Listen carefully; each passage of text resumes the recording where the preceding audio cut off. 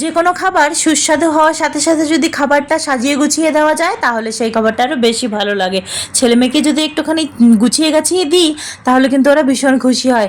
তো আজকে ভাবলাম আজকে তো শনিবার নিরামিষ, তো একটুখানি ছোট্ট ছোট্ট করে মিনি সমোসা বানাই। আচ্ছা, আমার মতো কার কার আর মাথার মধ্যে এমন ঘুরপাক করে যে বিকেল হয়ে গেছে বাচ্চাদের কি একটা নতুনত্ব জিনিস দেওয়া যায়। আমি তো সকালে কি জল খাবার দেবো সেটা আগের দিন রাত্রেবেলায় ভেবে রাখি, আর বিকেলে কি দেবো সেটা সকালবেলায় ভেবে রাখি। উফ, এ তো একটা বড় টেনশন।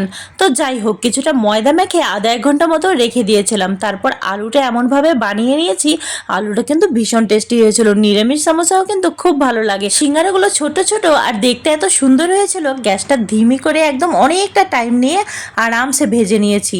কি সুন্দর এসেছে না কালারটা। তো চলো আমরা খাই সিঙ্গারা। তোমরা আমার চ্যানেলটিকে সাবস্ক্রাইব করে সাথে থেকো। আবার কালকে দেখা হবে নতুন আরো একটা দিনে নতুন আরো একটা মিনি ব্লগ নিয়ে।